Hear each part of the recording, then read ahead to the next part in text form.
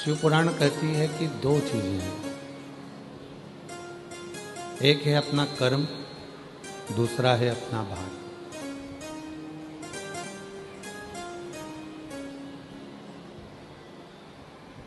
शिव महापुराण की कथा दो चीजें बताती है, एक बताती है अपना कर्म और दूसरा बताती है अपना भाग्य। एक बताया है कर्म को, दूसरा बताया है भाग्य को। और शिव महापुराण की कथा में भगवान तुमरुका जी चंचुला देवी से कहते हैं, चंचुला भाग्य अपने हाथ में नहीं है, पर कर्म अपने हाथ में है। और यदि कर्म हमारे हाथ में है, कर्म हम अच्छा करेंगे, कर्म यदि हमारे हाथ में है और हम श्रेष्ठ कर्म करेंगे, तो ये पक्का है चंचुला कि भाग्य वही लिखा जाता है जो हम अपना कर्म में करते हैं, वही भाग्य। लोग कहते हैं भाग्य लिखने वाला विधाता होता है, लोग कहते हैं भाग्य लिखने वाला विधाता होता है, पर शिव महापुराण की कथा कहती है भाग्य लिखने वाला विधाता नहीं, हमारा खुद का कर्म होता है। कोई दूसरा नहीं है, कोई दूसरा उस भाग्य को लिखने वाला नहीं होगा। भाग्य को लिखने वाला हमारा कर्म ही होगा। कैसा कर्म कर रहे हैं, किस तरह का कर्म कर रहे हैं, क्या कर्म कर रहे हैं, ये आप पर निर्भर करता है। एक व्यक्ति था, रोज मंदिर जाता, रोज जाता और भगवान से कहता कि मैं कोई काम नहीं करूंगा। ये उसी में की बात है जैसे लोग कहते हैं कि हे भगवान मुझे लक्ष्मी दो, और भगवान कहते हैं मैं लक्ष्मी तुझे दूंगा पर पहले तू दान तो कर। लोग कहते हैं भगवान तुम मुझे लक्ष्मी दो तो मैं दान करूं, और लक्ष्मी कहती है तू दान कर तो मैं आऊं। दोनों अलग अलग क्रम है।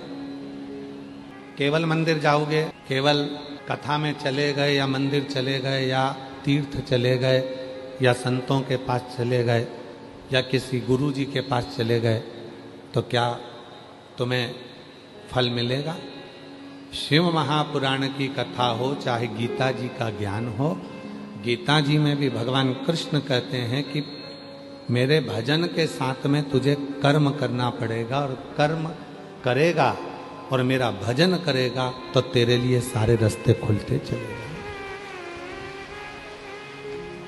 सारे मार्ग खुलते चले जाए।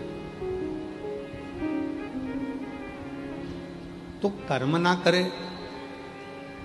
तो काम ही ना करे और सोचे कि बस मेरा भला हो जाए, कहीं से मुझे वैभव मिल जाए, धन मिल जाए, संपदा मिल जाए, सत्ता मिल जाए, सब कुछ मुझे प्राप्त हो जाए, तो वो नहीं।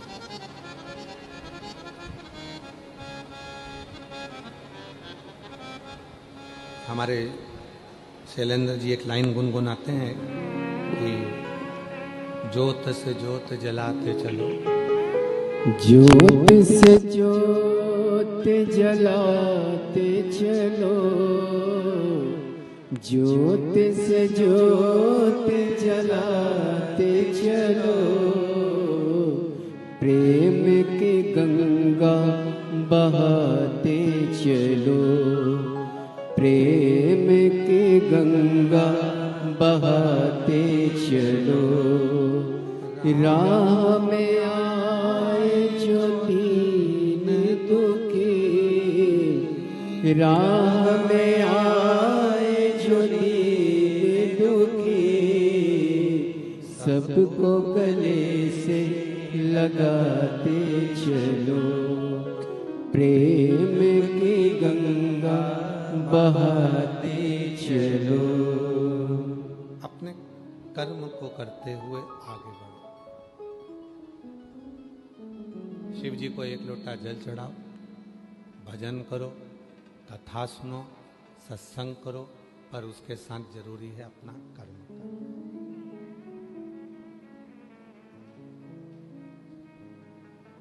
कर्म ही नहीं करोगे और दोष परमात्मा को दोगे तो वो ठीक नहीं, वो ठीक नहीं है। तुम कर्म ही ना करो और दोष परमात्मा को दे दो। एक महिला ने एक पत्र लिखा है, वो महिला परमात्मा को दोष देती कि भगवान मेरी सुनता नहीं, और भगवान क्या कहते हैं कि मैं तो तेरी जितनी 21,600 श्वास है, तेरे शरीर में जो ये 3.5 करोड़ रोम छिद्र हैं, भगवान कहते हैं जब मैं एक चींटी के पाँव में कोई घुंघरू बांध दे, उस चींटी के पाँव के घुंघरू की आवाज़ सुन लेता हूँ। चींटा कोई दबाता है उसकी आवाज़ सुन लेता हूँ। माथे का जूं निकाल कर कोई मारने वाला होता है और वो जूं भी मुझे पुकार लेता है तो मैं उसकी आवाज़ सुन लेता हूँ। तो क्या तेरी आवाज़ नहीं सुनूंगा? क्या तेरी आवाज़ नहीं सुनूंगा? पर वो प्रेमवश पुकारा तो जाए। बच्चे को माँ दूध कब पिलाती है? बच्चा खेल रहा होता है तब माँ बच्चे को दूध पिलाती है क्या? जम के बोलो, नहीं। बच्चा पड़ोसी के घर में बैठा हुआ है, आराम से खेल रहा है, तो माँ दूध पिलाएगी क्या? नहीं। बच्चे को माँ गोदी में कब उठाती है? जब बच्चा दोनों हाथ ऊपर कर कर माँ को आवाज लगाता। बच्चे को माँ दूध कब पिलाती है? जब बच्चा दोनों हाथ ऊपर कर कर अपनी माँ को किलकानियां भरकर माँ माँ कहकर रोता है, पुकारता है, ओ माँ ओ माँ ओ माँ कर कर। तब माँ उस बच्चे को गोदी में ले लेती है और दूध पिला देती है। यही शिवपुराण कह रहा है। बच्चा आवाज लगाया और माँ ने उसको उठाया और दूध पिलाया, और तुमने श्री शिवाय नमस्तुभ्यम कहकर आवाज लगाई और उसने तुम्हें गोदी में उठाया। उस परमात्मा ने तुम्हें गोदी में,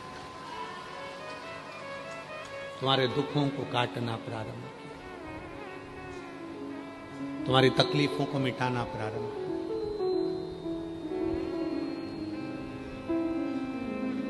आप कर्म ही ना करो। उसका काम है तुम्हारे भंडार को भरना, उसका काम है तुम्हारी सूनी गोद को भरना,